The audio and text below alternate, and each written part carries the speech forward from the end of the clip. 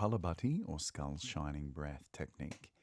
So 20 forceful exhales through the nose and passive inhalation using the belly to motivate the breath and the base of the diaphragm.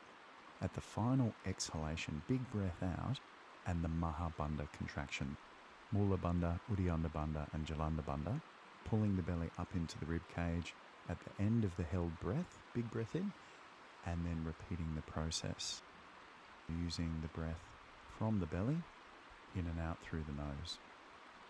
The Mahabandha lock, pelvic floor, so Mula Bandha, and Uddiyana Bandha around the sternum and closing the chin to the chest for your neck bandha, Jalanda Bandha. Big breath in and the final round of 20. So this is creating a cleansing and a shining through the frontal lobes of the brain and to energize you and get you ready for your day.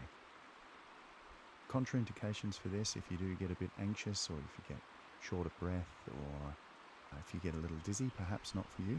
But for most people, this will provide a nice vitalizing experience to get you into your body, better than a coffee to start your day, and get you ready for what you have to do. Namaste.